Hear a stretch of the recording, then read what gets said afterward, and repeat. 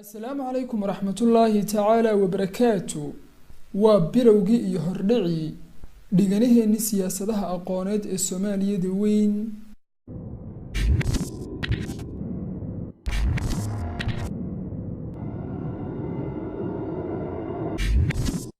دجنه السياسة الصومالي وين وحقري الدكتور حسن مكي محمد أحمد أو سوداني وحنا صار حرونت علم بارسها إسلامي جاء أفريقيا dhacda magaalo madaxda Suudaan ee Khartoum dabcadiisii koowaadna waxa ay soo baxday 1410kii Hijriga oo ku aadan 1990kii miilaadiga dhiganahani waxa uu soo baxay xilligii bilowgii burburka Soomaaliyeed sida aawadeed way ka maqan tahay oo ma xusayo sooyaalkii Soomaalida ee ka dambeeyay 1990kii iyo kala go'go'ii dalweynaha Soomaaliyeed asxaabta ku xirmaysa dhiganahana waxaanu soo jeedinaynaa in fikirka iyo xogta ay kala baxayaan dhiganahan ay ku saleeyaan oo fahmaan in kala furfurashadii deegaanada Soomaaliyeed uu ka horeeyay oo soo bandhigayo xogihii daarana markii ay xuduudaha iyo deegaanada iyo laabaha iyo dadka Soomaaliyeedba ay mideysnaayeen ee dhanka u wada jeedeen qoraagu waxa uu xoog saarayaa muddooyinkii u dhaxeeyay 1887kii ilaa 1986kii oo ah muddo 99 sanadooda ahna muddada ay firfircoonida la taaban karo siyaasadda Soomaalidu adduunweynaha ku lahayd Afrikana ay hormuudka u ahayd dhiganahan hordhiciisana waxa uu ku soo qaadanayaa qoraagu aqoonta guud waxa ay koobsanaysaa dhammaanba xogaha iyo aqoonta uu garaadka aadamuhu ururiyo ee uu ka soo dhiraandhiriyo rabitaanka iyo aragtida wax ku oolka ah cilmi baadhistanina waxa ay koobsanaysaa aqoonta iyo arrimaha u gaarka ah ee seeska iyo saldhigga u ah siyaasadda Soomaaliyeed waxana ay ka qiimeynaysaa dhinacyada diinta afka sooyaalkooda qoran iyo ka aan qornaynba dhaqanka iyo hidaha bulshada ee ay leeyihiin iyo raadka ay ku reebtay siyaasadoodu intii u dhaxaysay 1887kii ilaa 1986kii waxaynu uga jeednaa ereyada ah siyaasadda aqooneed ee Soomaalida weyn dhammaan bahigsiyada qorshayaasha hanaanka iyo jidadka loo maray habmaamulka Soomaaliyeed ee dhaliyay garaadka ruuxa Soomaaliga ee maanta jooga oo ku shaqeynayo ilbaxnimo hadii ay noqoto iyo afkaar uu xambaarsan yahay hadii ay noqotaba waxaynu sidoo kale daraasaynayna habmaamulkii ay gumaystayaashu u horimeeyeen ee u qaybqaybiyeen Soomaalida iyo raadkii ay kaga tageen iyo sidii ay u cirib tireen aragtidii ahayd Soomaali isweheshata waxaanaynu ka soo dheerin doonaa taariikh aynu gorfaynayno insha Allah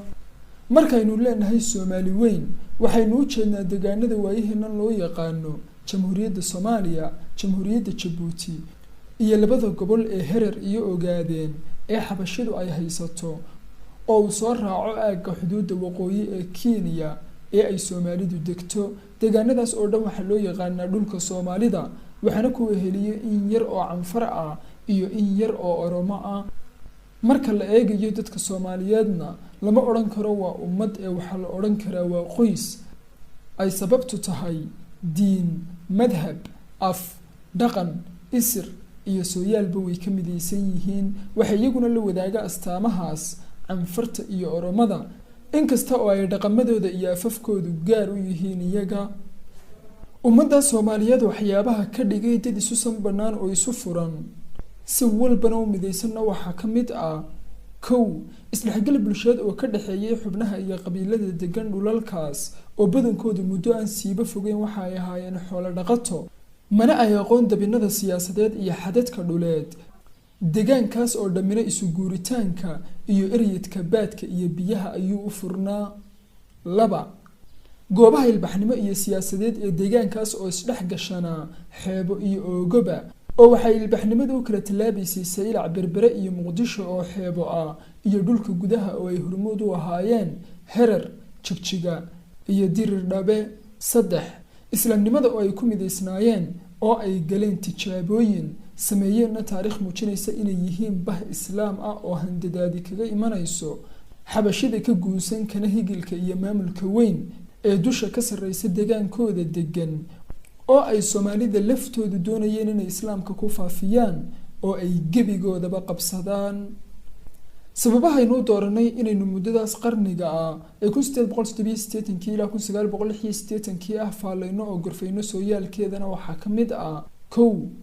in sanadkii 1887 uu ahaa sanad uu ummada Soomaaliyeed ku bilaabmay dhalan rog laga doorinayo soo jirankoodii oo lagu soo horeeyay fikiradii gumaysiga iyo wixii uu hoosta ku watay ee dano gaar ah afaf isdhexgal bulsheed diimo dugsiyo iyo aqoon reer galbeedaysanba ahaa waxaana gugaas muuqday ifafaalaha iska horimaadka siyaasadii iyo ciidankii gumaysiga iyo raganimadii iyo diin jacaylkii dadka Soomaaliyeed oo uu gadhwadeen ka ahaa sayid maxamed cabdulle xasan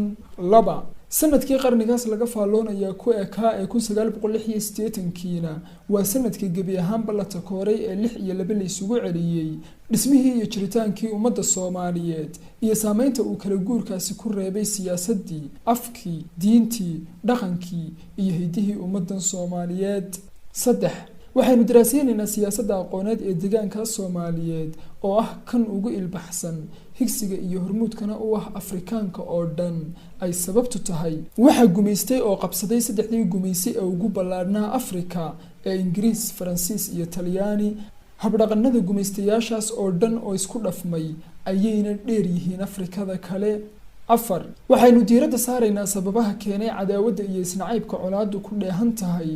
ee dhex yaala dawladaha waqooyi bari ee Afrika ee Soomaalida, Itoobiya iyo Kenya intaas haddii aynu ka boganno uma janjeersanayso daraasiintani arrimaha ku aadan Soomaalida ee isdil dagaallo sokeeye kala googo iyo waxyaabaha la midka ah ee waxa ay aad ugu dhuun daloolaanaysaa guud ahaan danta Soomaaliyeed iyo sansaankeedu sida uu ku dambaynayo iyada oo looga taamino qaadanayo soo jiroonkooda iyo sooyaalkooda qaybta koobaad dhiganaheenani waxa uu xooga saarayaa dalka Soomaaliyeed juqraafi ahaantiisa dadkii iska soo dhaxlay ee soo degay boqortooyooyinkii islaamiga ahaa ee ka soo talinayay dagaaladii iyo loolanadii ay la galeen xabashida Kiristanka ah ee uu gadhwadeenka ka ahaa Axmed Guray Ibraahim iyo sida ay isugu kaashadeen xabashida iyo Boortaqiisku iyo sidii ay ugu soo gurmadeen Axmed Guray khilaafadii Cusmaaniyadda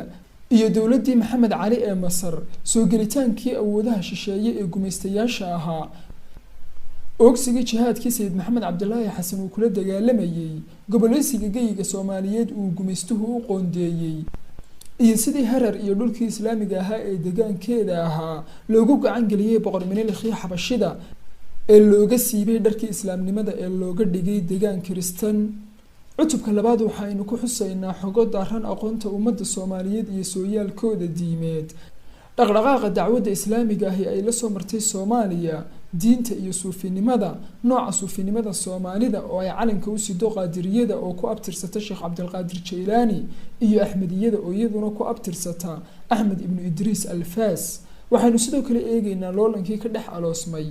iyo fikirka suufinimada iyo sidii uu dhuun marka ugu yeeshay aragtidii gumaysiga ee reer galbeedka kadibna Soomaalida iyo qaabkii ay aqoon ahaan u dhisnaayeen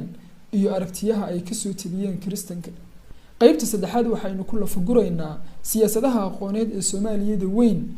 xilligii u dhaxeeyay labadii dagaal soo ifbixi jamhuuriyaddii Soomaaliyeed iyo midnimadii waqooyi iyo koonfur ee 1 Luulyo 1960kii oogsigii xisbiyadii siyaasadeed ee Soomaaliya iyo Djibouti labadii gobol ee Harar iyo Ogaadeen gobolkii Soomaaliyeed ee Kenya haysatay dhaqdhaqaaqyadii ka dhismay dalka Soomaaliyeed gabagabadana waxaynu ku yara hakanaynaa loolanka ka dhex aloosan Soomaalida iyo xabashida iyo loolanka ka dhex oogan Soomaalida iyo Kenyaatiga cutubka afraad waxaynu ku falanqaynaynaa dastuuradii loo dejistay Djibouti Harar Ogaadeniya iyo waqooyiga Kenya ee Soomaalida laga haysto dibka riixii lagu ansixiyay in afka Soomaaliga lagu qoro farta Laatiiniga ah oogsigii ay ka gilgisheen dhaqdhaqaaqii islaamiga ahaa ee far Carabida loogu ololeynayay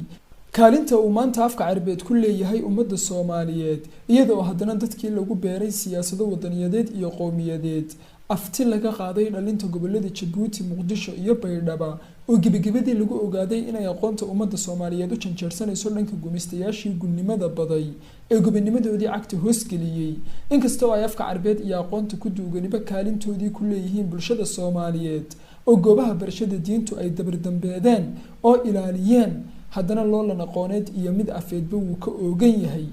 geyiga Soomaaliyeed waqooyiga ingiriis haystay iyo waqooyiga Kenya waxa ay u janjeeraan dhanka ilbaxnimada Ingiriiska koonfurta Soomaaliyeed waxa ay u janjeeraan dhanka ilbaxnimadii Talyaaniga Soomaali galbeed oo herer iyo ogaadeeniya ah af xabashi iyo Ingiriisi ayaa farabaas ku haya inkasta oo ay Carabiduna booskeeda xijisatay gobolka Djibouti shan af ayaa ku hirdamaya oo Soomaali Carabi Canfari Faransiis iyo Ingiriisi ah balse loolanadaas oogan oo dhan waxa marka ka dambeysay ku sii tirtirmaysay oo sii dhalin rugmaysay oo sii lumaysay luqadii Soomaaliyeed ee asalka ahayd gobol walibana ninkii gumeeyay ee gumeystay afkii uu la yimi ayuu ku faanaa oo iskula weyn yahay cutubka shanaad waxaynu ku eegaynaa heerka aqooneed iyo heerka siyaasadeed ee Soomaalida oo ay ka muuqato inay la yihiin oo aanay uba jeesan in ay wax hor leh oo cusub hal abuuraan oo fikirkii dheeraa iska soo koobay oo meel dhow uun eegaya xataa fankooda iyo suugaantoodu aanay xog iyo fiiro dheer u gudbinayn bulshada ee ay riwaayadahooda maansooyinkooda iyo heesahooda kamanka lihiba ku kooban yihiin madadaalin iyo ka qoslin uun waxaana aynu ku eegaynaa xaalufka iyo burburka ilbaxnimadii Soomaaliyeed ee soo jireenka ahayd dhanka guud ahaan shacabka iyo aqoontooda islaameed ama aqoontooda guudba haddii aynu eegnana jamhuuriyaddii midowday ee la baxday Soomaaliya masaajida iyo malcamaduhu way ku bateen oo waa laga qabeelay balse labadii gobol ee herer iyo ogaadeeniya loolanadii ay la galeen cadaawuhu waxa ay badeen in qofku aanu ku fikarin wax ka badan in uu tiisa uun la badbaado xataa marba soo dhaweynaha iyo dastuurada cusub ee loo sameynaya waa sun malab loogu qooshay uun ugu dambayntana waxaynu isla eegaynaa in ay bulshada Soomaaliyeed wax fahantaa inay ku xidhan tahay in la helo siyaasad aqoonaysan oo barabixisa oo bedesha siyaasadii ragaadinta ahayd ee uu gumaysigu ku sii seeteeyay kor u kaca iyo horumarka ummadda Soomaaliyeed adduunka in ay wax ka qabsadaanna uu kaga dabray iyo in siyaasadaasi tiirarka ay ku taagan tahay ay yihiin afka diinta aragtida quman iyo siyaasadda hindisaha toolmoon ku salaysan dhammaanba xogaha aanu ku xusi doono dhiganahanina ee waa xogaha aanu ka tarjunay buuggaas weliba buugga laftiisa waanu dul maraynaa oo si wacan uma wada tafaftirayno oo ilaha muhiimka ayaynu ka soo qaadanaynaa insha Allah waxana aanu isku dayaynaa haddii Ilaahay ka dhigo in inta aanu ka dhaafnay iyo inta kaleba aanu si wacan u tafaftirno aanu idin soo daabacno oo idin soo gudbino si aad indhihiina ugaga bogataan haddana xogaha guud ee lama huraanka ah aanu idin soo qaadano haddii ay jiraan wax dheeraada ama falanqeyn ah oo aanu sii raacinaynaana waanu idin sheegaynaa inta aanan ku darin in ay aragtidayada tahay muhiimadu ma aha inaynu tagtadeeni iyo waqtigeeni ina dhaafay wanaageediina u baroorano oo bishmaha u qaniino xumaanteediina ka qoomamayno oo isku ciilkaambino ee muhiimadu waa inaynu ururinaa xogaha tagtadeeni iyo sooyaalkeeni si aynu ugala baxno fikir quman oo tijaabooyinkaas aynu soo marnay oo dhan koobsanaya samaantooda iyo siloonaantoodaba fikirkaasna aynu ku salayno aayaheena iyo sida aynu la maaganahayba muuqaalkeena kan inoo xigana waxaa si toos ah inoogu bilaabmaya dhiganaheeni waxaanu ka dhigaynaa taxane joogta oo maalinle ah waxaanu rajaynaynaa insha Allah in garaadkii Soomaaliyeed halkii uu taagnaa uu ka dhaqaajiyo oo indhaha qofka Soomaaliga ee gudaha deegaankiisa eegaya uu dibadda deegaankiisa tuso oo kor u qaado iyo in uu baro bulshada Soomaaliyeed cidda ay yihiin iyo cidda doonaysa waxa ay yihiin inta ay ka bedelaan waxa ay la doonayaan iyagu inay ka dhigaan wassalaamu calaykum